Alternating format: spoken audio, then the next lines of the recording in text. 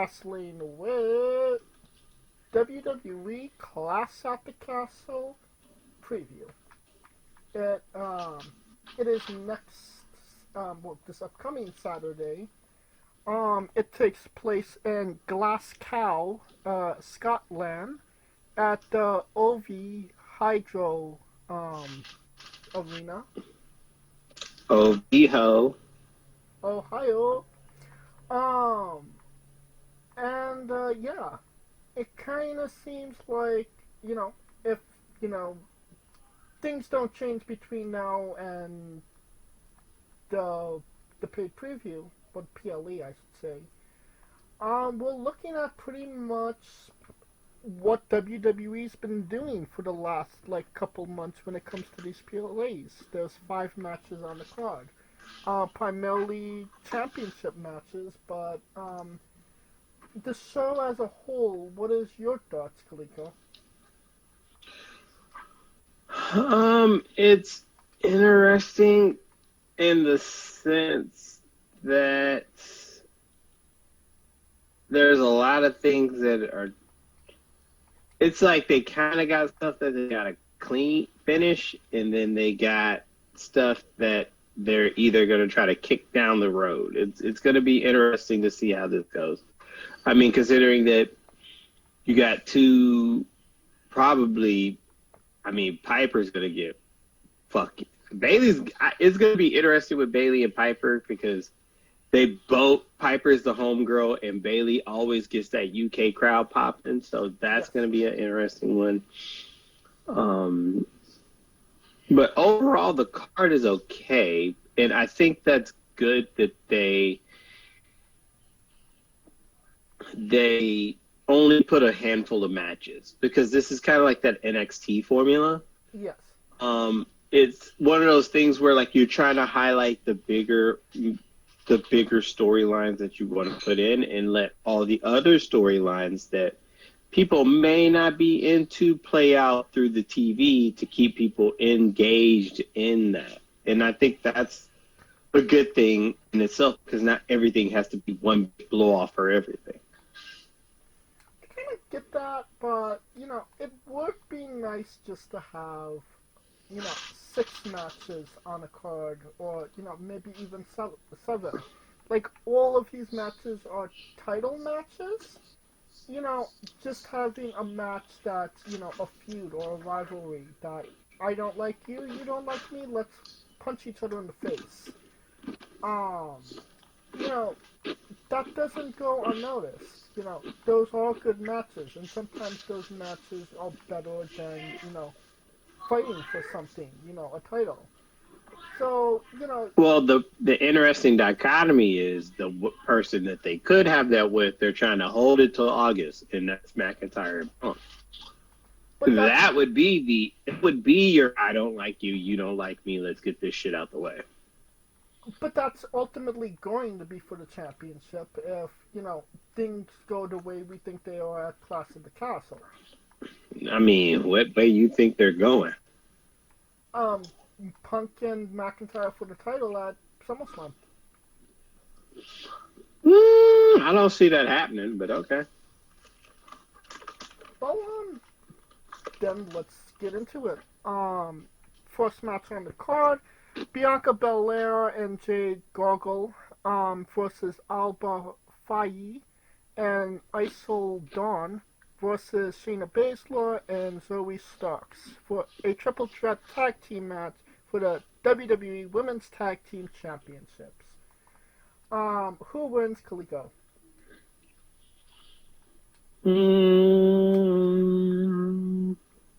Belair and Cargill. They're going to give them a nice little run, and then it kind of goes to the end. But I'm thinking Belair and Cargill should win. Yeah, they're not. This ends with Cargill turning on Bianca, and that's pretty clear. Maybe pretty evident. Maybe it's before SummerSlam. Maybe it isn't. Who knows? We'll see where that goes. Cody Rhodes versus AJ Styles for the undisputed WWE Championship. in an I Quit match, who wins, Kaliko?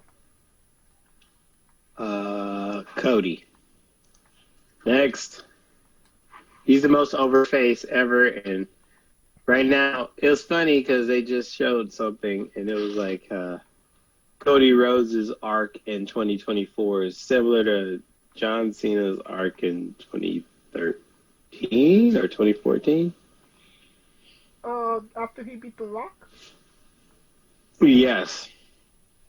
No, the whole thing. When Cena lost to Rock, Cody lost to Reigns. Both of them went through Brock. Both of them ended up coming back for the title. Both of them win the title.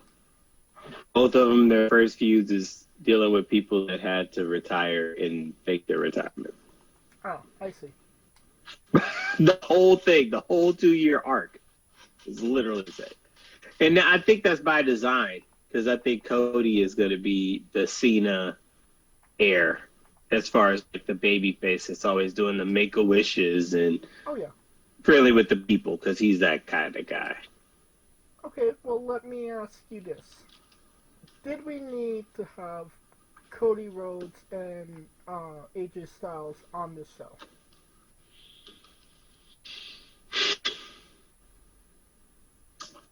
From a wrestling sense, yes. Because it would look odd to have your biggest baby face not on the show. From a story arc, this could have went down, somewhere else. Say what you will about Roman Reigns, just because he could have been on every show doesn't necessarily mean he needed to be on every show. And, I understand that they want Cody to be that fighting champion, but, I don't think anybody doesn't think that Drew McIntyre and Damian Priest isn't main eventing this show. If this isn't the opener, I'd be really shocked, because it should be the opener. What, Cody and AJ? Yeah. I think it would be a main eventer. Then you're saying McIntyre and Priest open. McIntyre and Priest are closing. I think the three main events that the three matches that are going to get the most go are Bayley and Piper, Priest and McIntyre, Cody and AJ.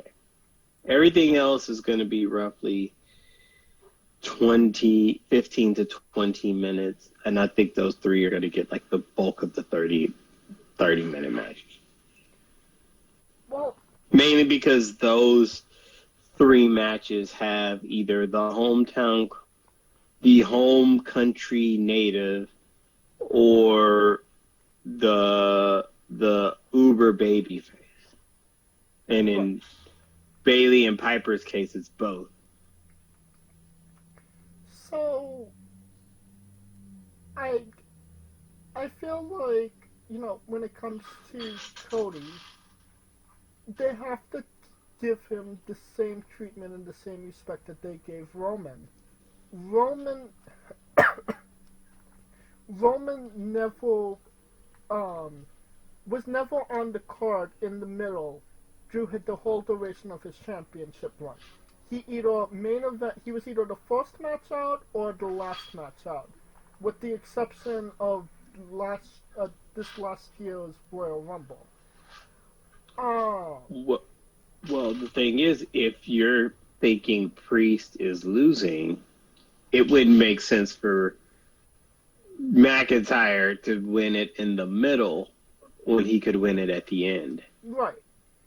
And honestly, people are buying a ticket to see Drew McIntyre. I mean, I don't think that's out of the realm of possibilities here. So, in my, just how I feel about it, you don't necessarily need Cody to be there. It's just to have Cody there.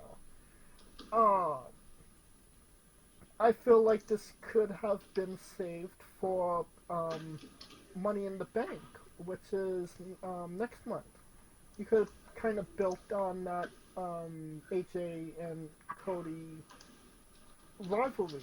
Or you could have had maybe a tag team match, something on the lines of Gallows and Anderson versus Cody and, I don't know, LA Knight or something of that nature.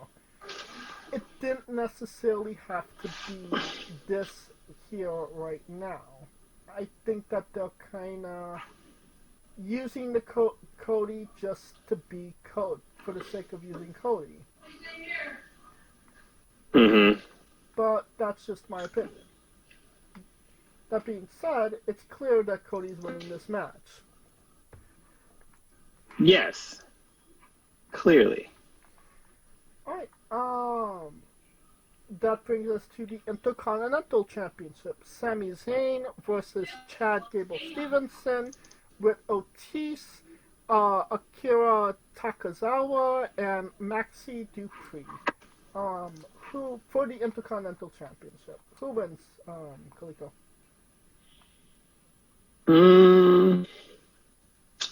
This is one where it is a toss-up to me.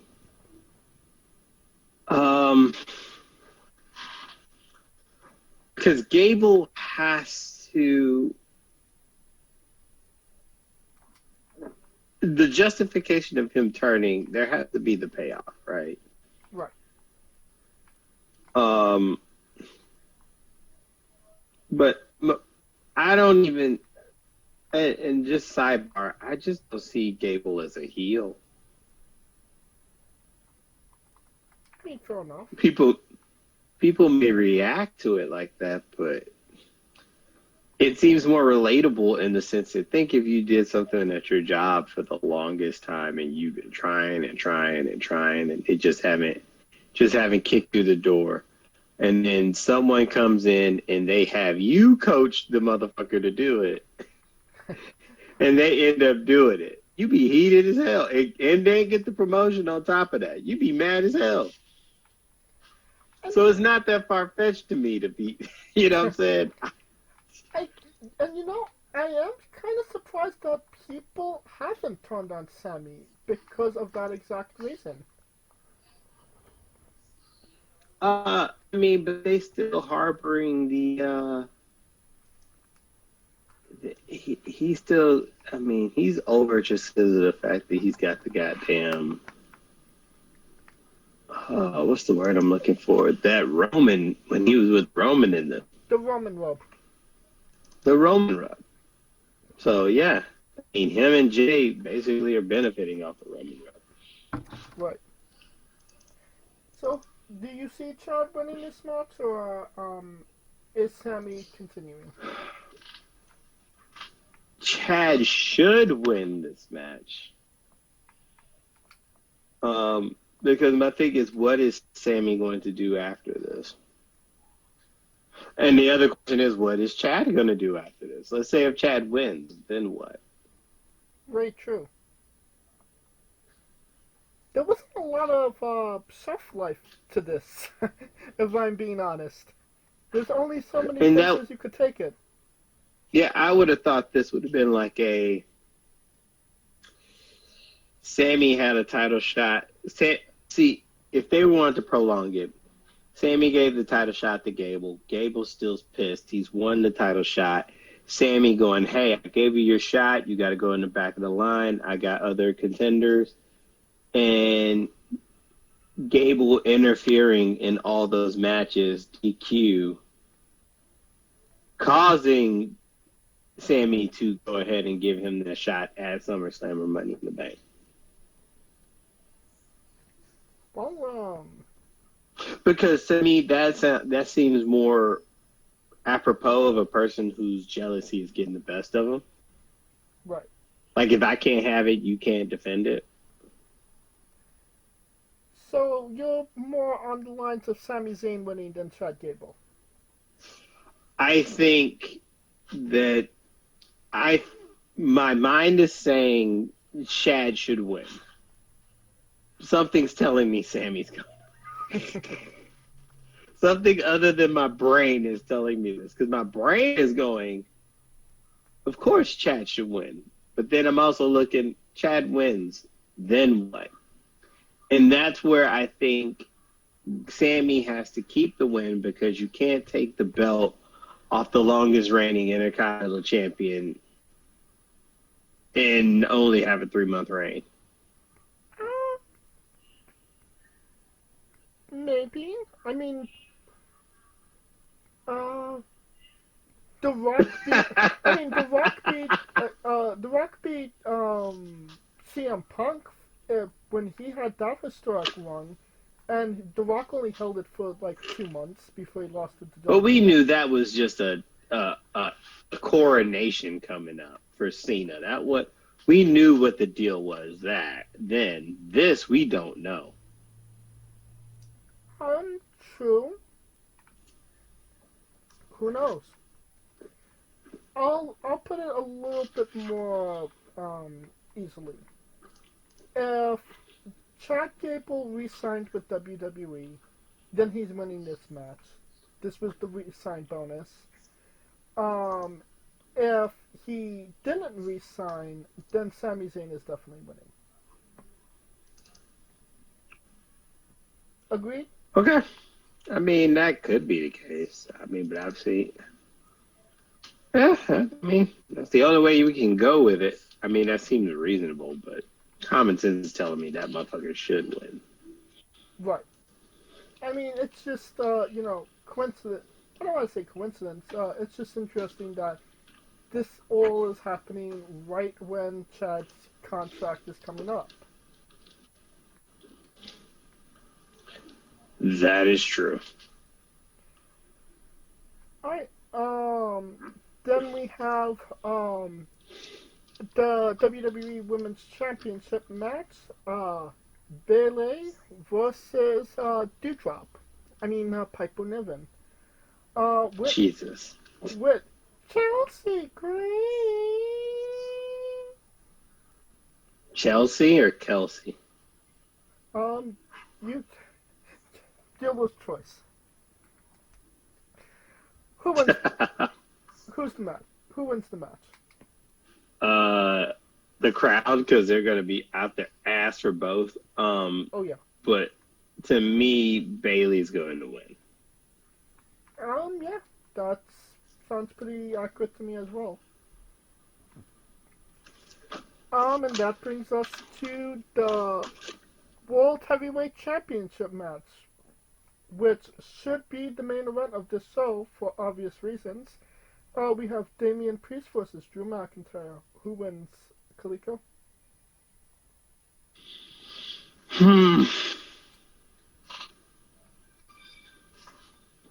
This is probably going to be the most consequential match of them all.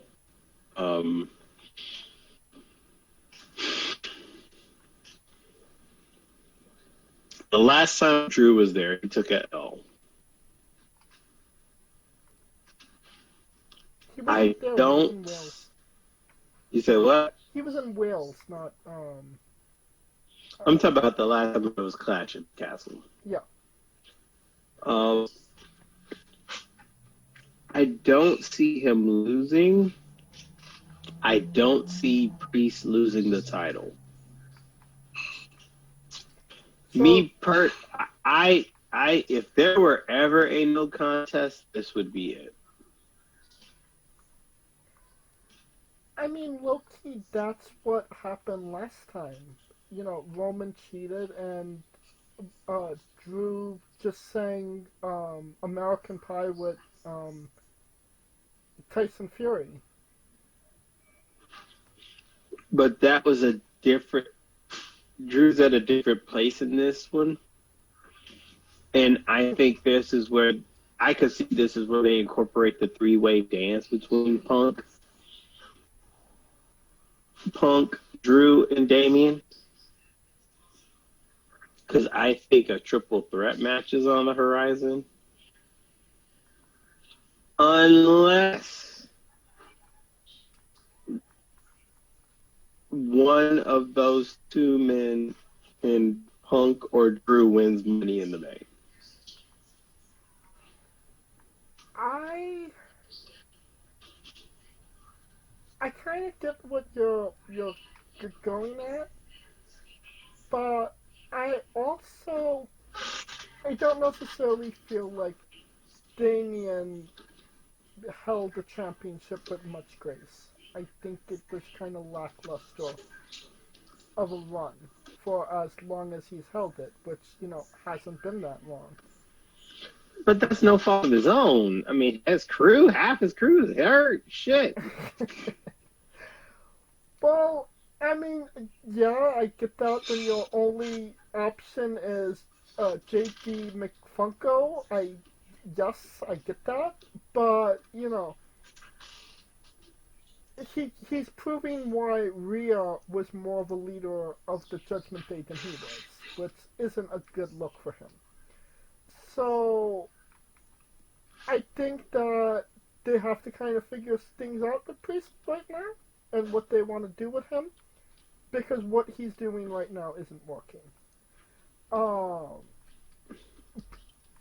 Drew McIntyre has a very clear and precise future. He's got CM Punk in his future. When Seth Rollins comes back, he's got Rollins. He has a lot of gripes with a lot of people. Um, and I think that I think that the only reason that he re-signed, because he did re-sign with WWE, is because of this moment in this match. We'll give you the belt. We'll give you the moment. What? He got the moment at Mania. I mean, that was 5 minutes. He gets the run this time in his hometown. But they're not giving him that title unless he gets a run. There's a run, and then there's a run. Well, I mean, I don't think anybody's expecting a Roman Reigns run, but I mean, he could definitely have a nice little run with it. If you don't believe that CM Punk is going to beat him whenever, they have their rivalry, which I can't imagine isn't going to be at SummerSlam. Right? That's why I think it's going to be a prolong to a triple threat at SummerSlam. So you're going with the double count-out method? I wouldn't even say a double count-out method, but they can't have Tyson Fury save him now because Fury got his ass beat, and Fury's gearing up for the rematch.